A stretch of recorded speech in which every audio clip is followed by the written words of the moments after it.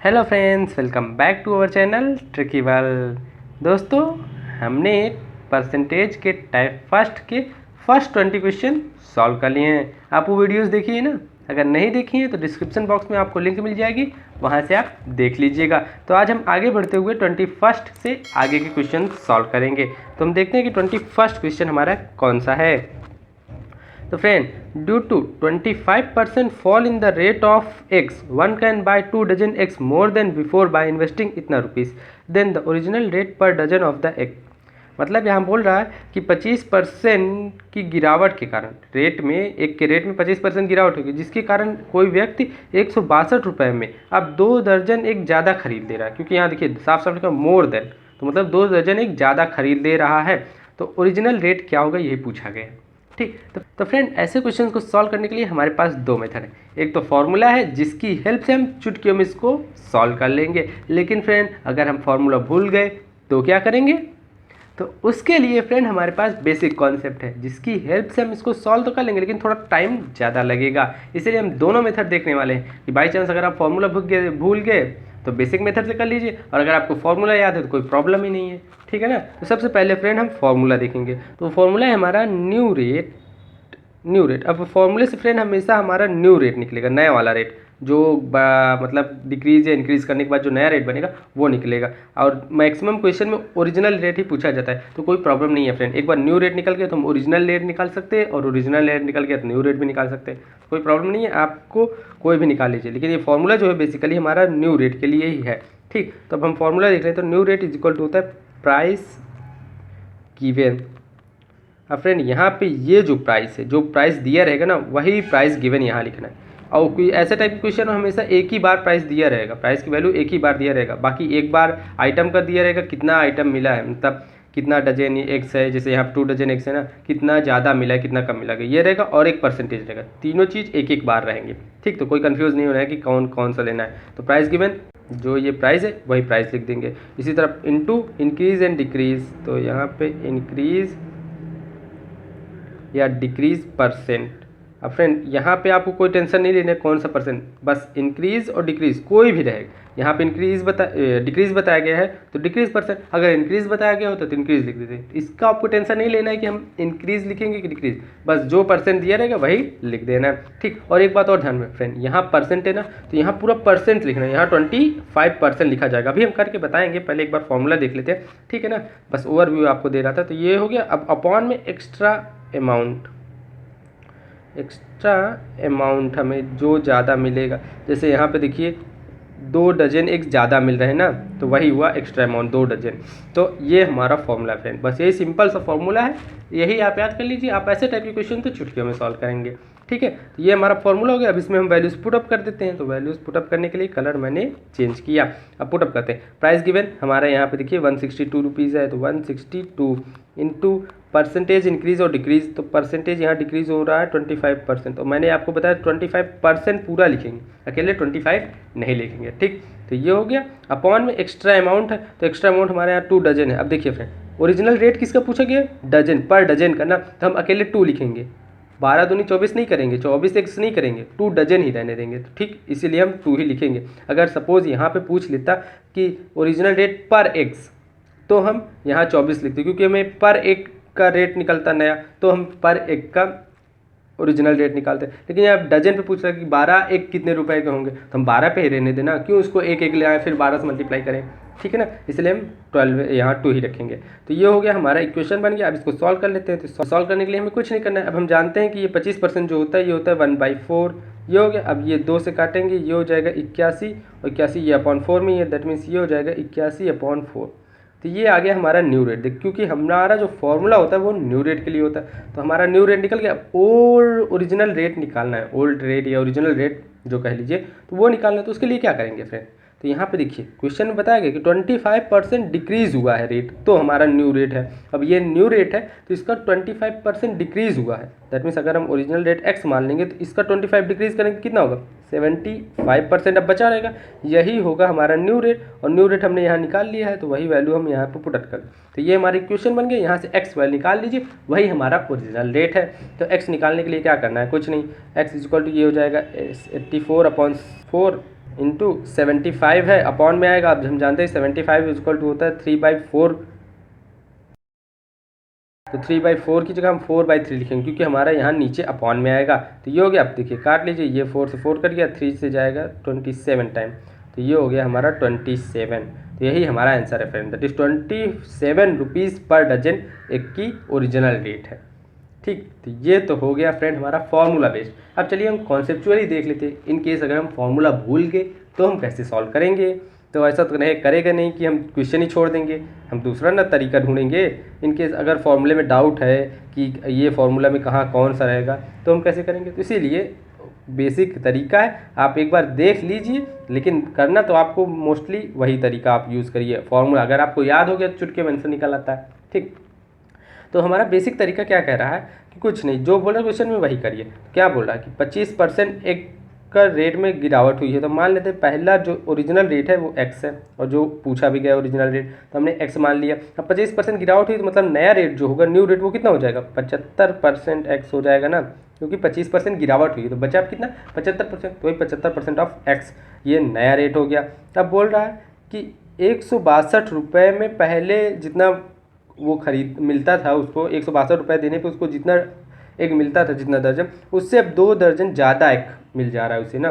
तो original rate हमारा x था, तो 162 रुपये में ओरिजिनल रेट पे कितना मिल रहा है उसको, तो उसको मिलेगा 162/x ही, इतना ही तो मिलेगा।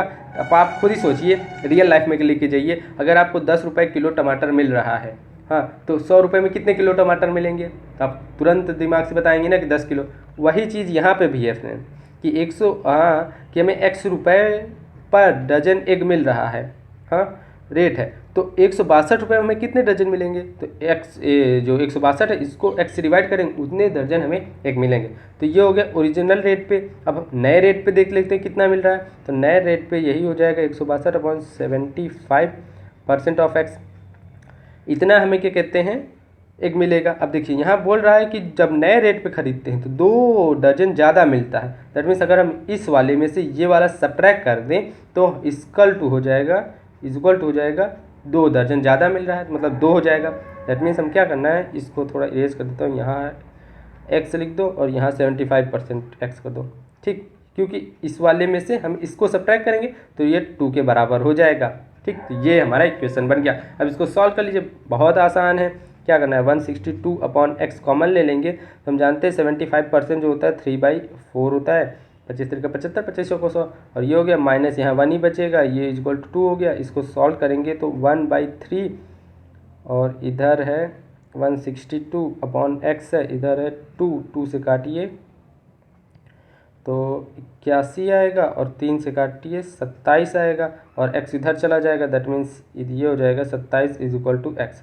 ये देखिए फ्रेंड 27 आया ना, तो वही हमारा आंसर भी था जो हमने फॉर्मूले से भी निकाल लिया था और इससे भी आया, तो आंसर तो हमारा ठीक है। और ये हमारा बेसिक मेथड भी हो गया, ठीक है ना। तो आपको मैंने दोनों मेथड बता दिए, आपको जो सुटेबल लगे आप उससे कर लीजिएगा।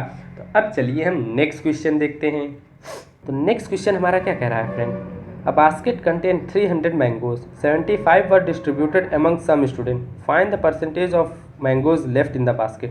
दैट मीन टोटल हमारे पास 300 मैंगो हैं, टोटल हमारे पास 300 मैंगो, उसमें से 75 मैंगो जो है वो डिस्ट्रीब्यूट कर दिए गए, हाँ, और परसेंटेज हमको किसका पूछ रहे हैं, कितने बचे हैं। तो पहले हम ये फाइंड कर लें कि हमारे पास टोटल मैंगो बचे कितने हैं, तभी तो हम परसेंटेज निकालेंगे ना फ्रेंड। तो हमारे पास 300 मैंगो थे, इसमें से 75, ये 300 मैंगो, इसमें से 75 हमारे डिस्ट्रीब्यूट कर दिए गए थे। यही अगर सब्ट्रैक्ट कर देंगे तो वही मिल जाएगा हमारे कितने बचे थे। तो हमें कितने बचे हैं, 225 मैंगोज हमारे पास बचे हुए हैं। अब इसी का परसेंटेज निकालना है, तो कुछ नहीं, जितने बच्चे हैं उसको लिखो, अपॉन में टोटल लिखो, इंटू 100 कर दो, इंटू 100 कर देते, यही हमारा फ्रेंड परसेंटेज होगा। तो इसको सॉल्व कर लेते, ये कट गया, 3 से काटेंगे, 3 से 21, 3 5 15, दैट मीन 75% हमारा मैंगोज बचे हुए हैं, सिर्फ 25% मैंगो डिस्ट्रीब्यूट हुए हैं, ठीक है ना फ्रेंड। अगर यही क्वेश्चन में पूछ लेते कितने डिस्ट्रीब्यूट किए गए तो कुछ नहीं करना था, बस 75/300 इंटू 100 कर देते, बस हमारा आंसर आसानी से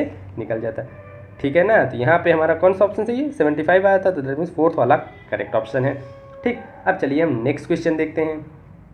तो नेक्स्ट क्वेश्चन क्या कह रहा है, if A earn 25% more than B, then how much % does B earn less than A. तो फ्रेंड ऐसे टाइप के क्वेश्चन को सॉल्व करने के लिए मैंने आपको ट्रिक बताई है, नहीं बताई, शायद बताई है। अगर चलिए फ्रेंड कोई प्रॉब्लम नहीं, अगर नहीं बताई है तो अभी बता देता हूँ, अगर बताई है तो आप वहाँ भी देख लीजिए, नहीं यहीं पे भी देख लीजिए, कोई प्रॉब्लम नहीं होने वाली है। क्या करना है कि जब कभी ऐसे क्वेश्चन मिल जाए कि ए इतना ज़्यादा है, इतना परसेंट बी से ज़्यादा है, तो बी ए से कितना परसेंट कम होगा, ऐसे टाइप के क्वेश्चन मिल जाए, या ये पूछ रहे कि ए बी से इतना परसेंट कम है तो ए बी तो बी ए से कितना परसेंट ज़्यादा होगा, ऐसे टाइप के क्वेश्चन है। कुछ नहीं करना, जो कम ज़्यादा परसेंट दिया ना उसको सबसे पहले ऊपर लिखो। अब यहाँ परसेंट नहीं लिखना है, 25 अकेले लिखना है, दैट इज़ वैल्यू हमें अकेले लिखना है।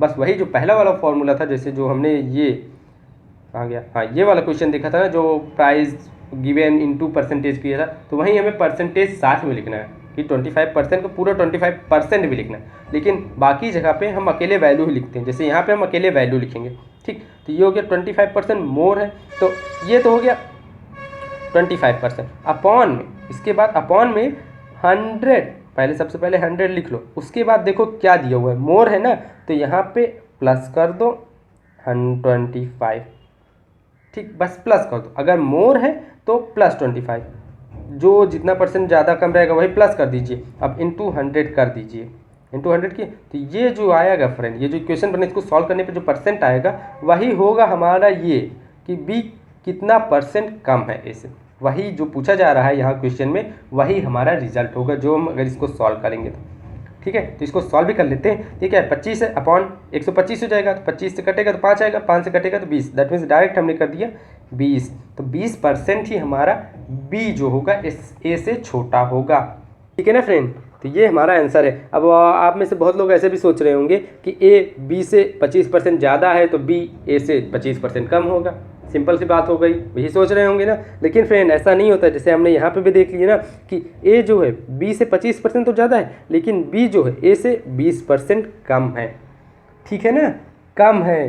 तो अब कभी भी ऐसे क्वेश्चन हो जाए ना कि ए का 20% ज़्यादा है या बी ए से 25% कम है, तो ये मत सोच लीजिए कि 25% वो भी कम ज़्यादा होगा, ये डिफ़र करता रहता है, ठीक। तो अब चलिए हम देखते हैं नेक्स्ट क्वेश्चन कौन सा है। तो नेक्स्ट क्वेश्चन हमारा क्या कह रहा है कि one number is 25% of another number, ठीक। एक नंबर है 25% है दूसरे नंबर का, the larger number is 12 more than smaller number. तो लार्जर नंबर पूछ रहा है, तो एक नंबर हमारा 25% है, दूसरे नंबर का तो हम दूसरा नंबर मान लेते हैं x है, तो पहला वाला नंबर कौन सा हो जाएगा जो 25% है, इसका 25%, तो इसका 25% क्या होगा 25% ऑफ x, दैट इज़ ये हो जाएगा x/4, क्योंकि 25% 1/4 होता है। तो एक नंबर हमने x लिया तो दूसरा नंबर हमें मिल गया x/4, दोनों नंबर हो गए। अब इसमें से बताइए आप कौन सा नंबर बड़ा है, आप देखिए सोचिए कौन सा नंबर बड़ा है, x बड़ा कि x/4। तो आप आसानी से करेंगे ना फ्रेंड, x/4 छोटा है, x/4 हमारा छोटा है, दैट मीन्स x हमारा बड़ा है, ठीक। तो अब बोल क्या रहा है, larger number is 12 more than smaller number, that means अगर बड़े वाले में से छोटा सब्ट्रैक्ट करेंगे तो 12 के बराबर हो जाएगा। आप सोचिए हो जाएगा कि नहीं हो जाएगा, हो जाएगा ना, क्यों, क्योंकि लार्जर नंबर 12 ज़्यादा है स्मॉलर से, दैट मीन्स अगर लार्जर नंबर से स्मॉलर नंबर का माइनस करेंगे तो इक्वल टू में 12 मिलेगा। तो वही चीज़ हम यहाँ कर भी देते हैं, दैट मीन्स x लार्जर है माइनस x/4 छोटा है इक्वल टू 12 हो जाएगा। तो ये हमारा इक्वेशन मिल गया। हमें क्या पूछ रहा है, लार्जर नंबर क्या है x, तो x की वैल्यू निकाल लीजिए। तो x इक्वल टू क्या हो जाएगा, पहले इसको सॉल्व कर देंगे तो क्या आ जाएगा 3x/4 इक्वल टू 12 हो जाएगा।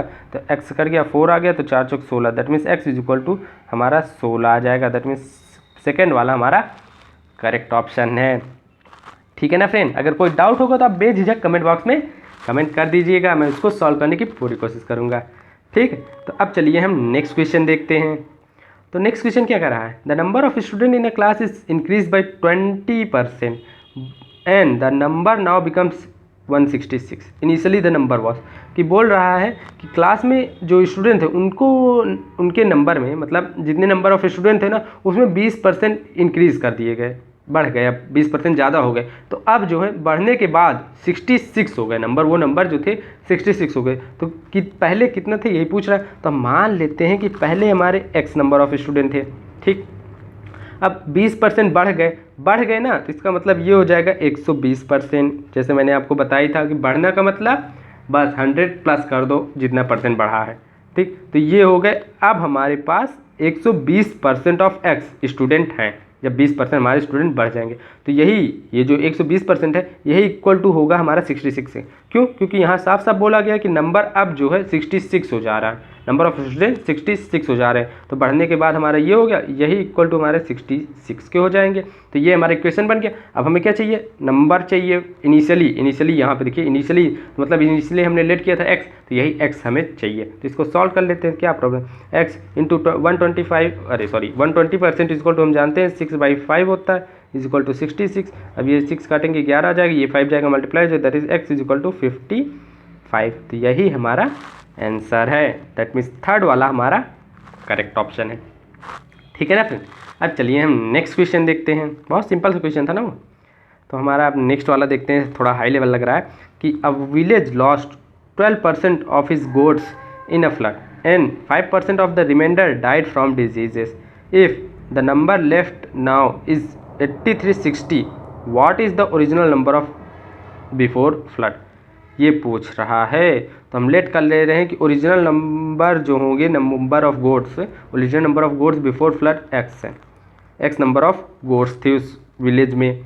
अब बोल रहा है कि 12% गोट जो है वो फ्लड में डूब गई, मतलब खो गई। यहाँ पे डूबना नहीं बताया गया, खोना बताया गया, ठीक, मर गई, डूब गई, खो गई, बह गई, कुछ भी किया गया लेकिन खो गई हैं। तो 12% खो गए and 5% of the remainder died. और ये देखिए फ्रेंड, यहाँ पे ओरिजिनल वैल्यू किसकी गई है कि नंबर लेफ्ट, मतलब अभी जितनी बची है उनकी ओरिजिनल वैल्यू दी गई।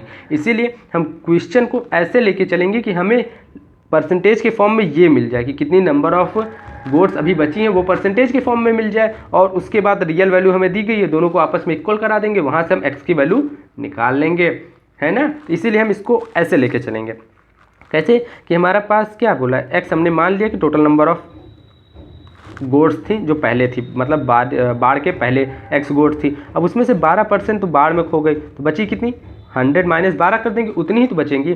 दैट मीन्स एक्स ये इंटू 88% हमारे पास गोट अभी बची हुई हैं, ठीक। अब उनमें से भी 5% जो है मर गई डिजीज़ के कारण। अब भीग गई थी तो भाई डिजीज़ हो ही जाएगी, फ्लड आया था तो उसके कारण जो है 5% मर गई। तो अब बची कितनी, मतलब इसकी 5% मर गई तो बची कितनी, बचेंगी हमारी 100 माइनस 5 95%। इसकी हमें इतने का 95% बची हैं, तो मतलब अब हमारे पास इतनी गोड्स बची हुई हैं, और यही बताया गया है कि हमारा 8360 के बराबर है। तो इसको हम इक्वल भी कर देते हैं, जब बताया गया है कि इसके बराबर है तो हमने इक्वल कर दिया। तो ये हमारा 8360 है, ये 66 नहीं है 60 है, ठीक। तो ये इक्वेशन मिल गया। अब इसको सॉल्व कर लीजिए। तो x, तो ये हमारा होता है फ्रेंड कितना होगा, 2 से कटेगा नहीं 4 से काट देते हैं, तो 22/25। अब इसी तरह इसको काटिए तो 19 पंचे 95, लेकिन 5 से कटेगा तो 19/20, ये हो गया परसेंटेज। अब ये है हमारा 83 है 60, ठीक, ये 83 है, ठीक। अब इसको काटिए, कटेगा 19 से काटते हैं, 19 पंचे 95, 19 चौक 76 हो जाएगा, 7 बचेगा, 19 चौक 76 मतलब 44 हो गया। 22 से कटेगा तो 20 आ जाएगा, और 20 इधर है 25 दूना 50, 500, मतलब ये हो जाएगा x/500 इज इक्वल टू 20 है हमारा। तो इधर जाएगा x is equal to 500 into 2 1000 हो जाएगा, और एक जीरो और है तो मतलब 10,000 हो जाएगा, ठीक। तो ये हमारा आंसर। दैट मीन्स फ्लड के पहले उस गांव में 10,000 बकरियां थी। तो सेकंड वाला हमारा करेक्ट ऑप्शन है, ठीक है ना फ्रेंड। अब चलिए हम नेक्स्ट क्वेश्चन देखते हैं। तो नेक्स्ट क्वेश्चन क्या कह रहा है, in a school there are 15,000 students, 44% of them are girls, monthly fees of each boys is इतना and the fees of each girl is इतना than that of boys, the sum of fees of boys and girls। ये पूछ रहा है। देखिए friend, यहाँ बताया कि टोटल हमारे पास 1500 स्टूडेंट है, उसमें से 44% गर्ल्स हैं, तो बचे कितने, बचेंगे कितने, 56%। 44% गर्ल हैं, मतलब 44% हमारे पास गर्ल हैं, तो बचे कितने, 56%, इतने बॉय होंगे, ठीक। तो इतने बॉय होंगे, इतने गर्ल होंगे, तो यहाँ पे मेंशन कर देते हैं ये बॉय है और ये हमारा गर्ल है, ठीक। अब उसमें बोल रहा है monthly fees of each boys 540 rupees, मतलब हर बॉय की मंथली फ़ीस 540 रुपीज़ है। तो पहले हम निकाल लेते हैं कि हमारे पास बॉय कितने हैं। तो देखिए टोटल नंबर ऑफ़ इतने स्टूडेंट हैं, तो अगर 56% उसमें से 56% जो है हमारे बॉय हैं, तो इसका 56% हमें पता चल जाएगा कि उतने नंबर ऑफ़ बॉयज़ होंगे। तो हम निकाल दिए 1500 इंटू 56%, तो ये इतने हमारे पास बॉय हैं। इसी तरह हम जो है इसका भी निकाल लेते हैं कि गर्ल कितने हैं, तो 1500 इंटू 44%। अब देखिए फ्रेंड, आप ऐसे भी कर सकते हैं। एक तरीका तो ये है कि हमने डायरेक्ट परसेंटेज के फॉर्म में सब्ट्रैक्ट करके निकाल लिया कि 56% हमारे बॉय होंगे। नहीं तो आप ऐसे कर सकते कि पहले 1500 को 44% निकाल लेते, जो आता उसको 1500 से माइनस कर देते, उतना हमारे पास नंबर ऑफ़ बॉयज़ मिल जाते हैं। ठीक है, तो ये नंबर ऑफ़ बॉयज़ निकालने के दोनों तरीके हैं, आप जो सूटेबल लगे आप वो कर सकते हैं। लेकिन ये वाला मेथड ज़्यादा आसान पड़ जाता है क्योंकि हमें मल्टीप्लिकेशन वगैरह जल्दी नहीं करना रहता है, हम बाद में लास्ट में करेंगे तो बहुत सिंप्लीफाई हो जाता है। ठीक, तो इसलिए मैं ये तरीका यूज़ करता हूँ, आप कोई भी यूज़ कर सकते हैं। ठीक है, तो क्वेश्चन पे आते हैं। ये हो गया, इतने हमारे पास बॉय हैं, इतने गर्ल हैं। तो क्या बोल रहा है कि monthly fees of each boys इतना, मतलब हर बॉय की मंथली फ़ीस इतना है 540। तो इतने नंबर ऑफ बॉयज़ की कितनी हो जाएगी, इसमें अगर 540 मल्टीप्लाई कर देंगे उतनी ही हो जाएगी। दैट मीन्स ये हो जाएगा 1500 इंटू 56% इंटू 540, ये हो गई हमारी बॉयज़ की monthly fees. Total number of boys की टोटल मंथली फ़ीस कितनी होगी, ये हो गई। ठीक, अभी हम मल्टीप्लाई नहीं करेंगे फ्रेंड, अभी देखिए आप मल्टीप्लाई मत करिए, आपको देखिए कितनी आसानी से सिंप्लीफाई होता है, बस आप करते चाहिए जो हो रहा है। ठीक, तो ये हो गया टोटल नंबर ऑफ बॉयज़ की, मतलब टोटल मंथली फ़ीस कितनी हो गई बॉयज़ से। अब इसी तरह से हम गर्ल्स से निकाल लेते हैं। लेकिन फ्रेंड यहाँ पे गर्ल्स की फ़ीस क्या दी हुई है, 25% less than boy. Direct value नहीं दी गई है, नहीं तो हम डायरेक्ट मल्टीप्लाई करते हैं। क्या बोला गया कि गर्ल की फ़ीस जो है वो 25% कम है, तो दैट मीन्स 25% कम है, मतलब 75% होगी बॉयज़ की फ़ीस से। तो बॉयज़ की फ़ीस 540 है, उसका 75% हमारी गर्ल्स की फ़ीस है, तो यही हम सेम लिख भी देते हैं। दैट मीन्स ये हो जाएगा प्लस, क्योंकि पूछा क्या गया यहाँ सम ऑफ फीस पूछा गया, इसलिए हम प्लस कर देंगे। ठीक, अब 1500 इंटू 44%, ये तो इतनी नंबर ऑफ हमारे पास गर्ल थी। अब इनका हमारी फ़ीस ये है, पर गर्ल की फ़ीस इतनी है, तो इतनी गर्ल है, तो इन पर इंटू मल्टीप्लाई कर देंगे इसका, तो वही हमें टोटल फ़ीस मिल जाएगी। हम मल्टीप्लाई कर देते हैं 75% इंटू 540, ये हो गया। अब देखिए फ्रेंड, यही हमें सॉल्व करना है। आपको दिख रहा होगा काफ़ी टिपिकल हो गया, लंबा हो गया, लेकिन फ्रेंड देखिए हम सॉल्व बहुत आसानी से कर लेंगे, हमें कुछ नहीं करना है। यहाँ पे भी 1500 है, यहाँ पे भी 1500 है, यहाँ पे भी 540 है, यहाँ पे भी 540 है, दोनों कॉमन ले लो। दैट मीन्स 1500 इंटू 540 कॉमन ले लिए, बचा क्या, यहाँ पे बचा 56%, तो 56% को फ्रैक्शन के फॉर्म में लिख दो, क्या हो जाएगा 56/100। इसी तरह यहाँ पे क्या बचा 44%, इसको भी लिखेंगे तो 44/100 इंटू 75/100, ये हो गया बस, और कुछ यहाँ बचा नहीं, तो ये हो गया। अब देखिए फ्रेंड यहाँ पे 100 है, अगर इसमें हम 100 जो ये वाला है इसको हटा दें तो हम आसानी से ऐड कर लेंगे, क्योंकि डिनोमिनेटर हमारा सेम हो जाएगा। तो वही हम कोशिश करते हैं हटाने की। क्या करेंगे, 25 से काटेंगे, 25 3 75, 25 चौको 104 आ गया, और 4 से काटेंगे ये 11, तो हट गया हमारा। तो नीचे डिनोमिनेटर सेम है, तो ऊपर हम आसानी से ऐड कर लेंगे। तो कितना है यहाँ 11 3 33, तो मतलब 33 प्लस 56 करना है, तो कितना हो जाएगा 6 3 9 एंड 5 3 8, तो 89 हो जाएगा अपॉन 100। अब इंटू 1500 है, इंटू 540 है ये। अब इसको हम काट दीजिए डबल जीरो से, ये कट गया। अब बस देखिए फ्रेंड हमें मल्टीप्लाई करना है, डिवाइड करना ही नहीं है। तो सबसे पहले हम मल्टीप्लाई कर लेते हैं।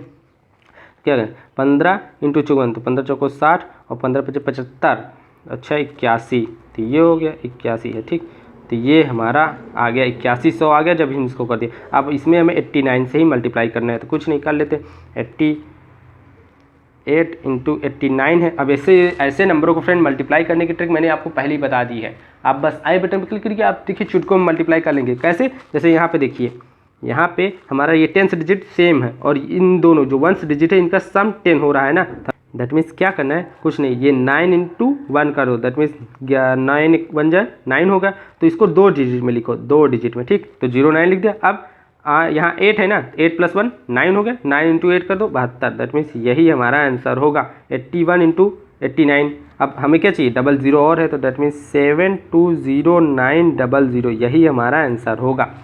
ठीक, ये 0 है। ठीक, दैट मीन्स कौन सा ऑप्शन चाहिए, थर्ड वाला, तो दैट मीन्स थर्ड वाला हमारा करेक्ट ऑप्शन है। देखा ना फ्रेंड हमने कितनी आसानी से मल्टीप्लाई कर लिया।